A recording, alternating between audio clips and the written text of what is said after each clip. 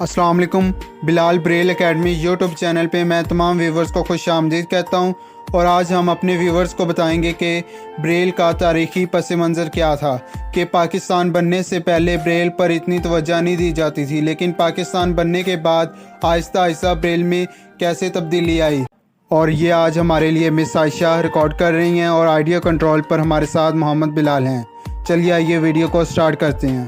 باب number 1، Braille کا مختصر تاریخی پس منظر۔ صفحہ نمبر 1، کسی چیز کو سمجھنے کے لیے ضروری ہے کہ اس کا تاریخی پس منظر ہمارے سامنے ہو تاکہ اس کی ابتدائی اور موجودہ حالتوں کا مقابلہ کیا جا سکے اور اس سے پورا فائدہ اٹھایا جا سکے۔ پاکستان بننے سے پہلے بر صغیر میں بہت سے نشیب و فراز آئے، بہت سی حکومتیں بدلیں، جس کے نتیجے میں ایک طویل عرصے تک بصارت سے محروم افراد یا معذوروں کی تعلیم و تربیت کی طرف کوئی توجہ نہ دی جا سکی۔ قدیم عرب میں مسلمانوں میں خصوصی تعلیم کا خاص انتظام تھا، اور وہاں بصارت سے محروم افراد ہر شعبہ زندگی کے متعلق علم حاصل کرتے تھے۔ گویا اسلام میں اس کام کی ابتدا سینکڑوں سال پہلے شروع ہوئی۔ اس زمانے کے عالم نہ صرف کسی خاص مضمون میں مہارت رکھتے تھے، بلکہ وہ تمام دنیاوی و دینی علوم پر بھی حاوی ہوتے تھے۔ اس سلسلے میں ایک مثال دی جا سکتی ہے۔ موصل، عراق میں ایک مسلمان اسکالر حامدی اپنی کتابوں پر ایک مخصوص نشان لگاتا اور بوقت ضرورت ان کو تلاش کر لیتا۔ مزید استفادہ کے لیے مولانا حبیب الرحمن شیروانی کی کتاب قرون اولیٰ کے نابینا علماء کا مطالعہ کریے۔ بصارت سے محروم افراد کی تعلیم و تربیت کے لیے دنیا بھر میں مختلف زبانوں میں مختلف طریقے رائج رہے، جو صرف کسی علاقے یا ملک تک محدود رہے۔ ان میں سب سے اچھا اور کارآمد طریقہ فرانس کے باشندے لوئی بریل نے ایجاد کیا۔ اسی طرح ایک اور فرانسیسی ماہر نے بریل کوڈ ایجاد کیا۔ لوئی بریل خود بھی قوت بصارت سے محروم تھا۔ اس نے 6 نکات کا نظام رائج کیا جو آج تک تقریباً ساری دنیا میں رائج ہے۔ اس نے یہ عظیم کارنامہ سن 1935 میں سر انجام دیا۔ اگرچہ دنیا میں بصارت سے محروم افراد کی تعلیم و ترقی اور بحالی کے لیے بہت کچھ کیا گیا، لیکن براعظم ایشیا ان تمام سہولتوں کے ہوتے ہوئے بھی باقی دنیا سے بہت پیچھے رہ گیا، اور یہاں خصوصی تعلیم پر کوئی توجہ نہ دی گئی۔ ہندوستان میں بصارت سے محروم افراد کے لیے سب سے پہلا اسکول 1887 کو امرتسر میں قائم ہوا۔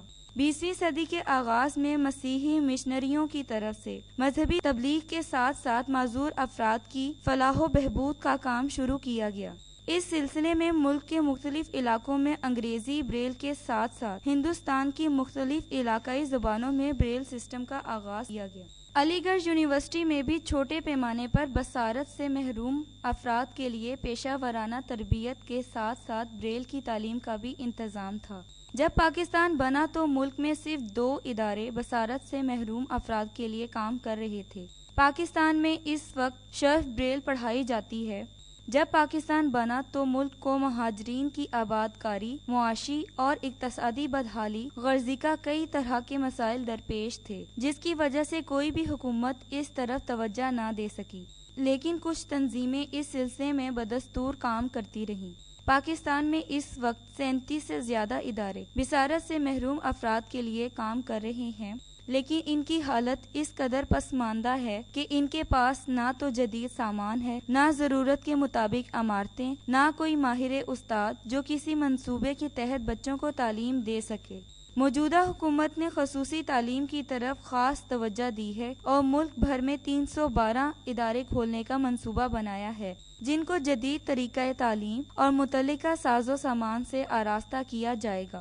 جیسا کہ پہلے بتایا جا چکا ہے کہ بصارت سے محروم افراد کی تعلیم و تربیت اور بحالی مختلف تنظیموں کی سرپرستی میں انجام پا رہی تھی، جو کہ ایک دوسرے کو نیچا دکھانے اور ذاتی اختلافات کی وجہ سے سن 1966 میں منظور ہونے والے بریل کوڈ کو وقتاً فوقتاً تبدیل کرتی رہتی تھیں۔ سرکاری سطح پر معیاری بریل کوڈ نہ ہونے کی وجہ سے لاکھوں روپوں کی لاگت سے تیار شدہ کتب ضائع ہو جاتی، جس کے نتیجے میں بریل سے استفادہ کرنے والے بے شمار افراد بری طرح متاثر ہوتے۔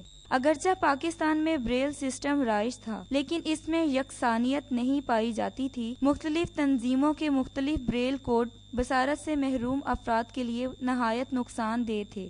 ایک تنظیم کا بریل ورک دوسری تنظیم یا دوسرے افراد کے لیے بیکار تھا۔ بریل سسٹم میں یکسانیت پیدا کرنا وقت کی اہم ضرورت تھی۔ اس مقصد کے لیے 22 مارچ 1986 میں اسلام آباد میں وزارت صحت اور خصوصی تعلیم کے زیر اہتمام ایک بریل کانفرنس ہوئی، جس میں ملک بھر سے مختلف تنظیموں اور ماہرین بریل نے شرکت کی۔ شرکاء نے متفقہ طور پر فیصلہ کیا کہ ملک بھر میں صرف ایک معیاری اردو بریل کوڈ رائج ہونا چاہیے۔ اس طرح ایک معیاری اردو بریل کوڈ کی منظوری ہوئی، جس کو حکومت کی تائید حاصل ہے۔ زیر بحث کتاب اسی بریل کوڈ کی روشنی میں لکھی گئی ہے۔ بریل کے متعلق مزید معلومات حاصل کرنے کے لیے مندرجہ ذیل کتب سے استفادہ کیا جا سکتا ہے۔ Number 1 reading by touch, number 2 history of Louis Braille.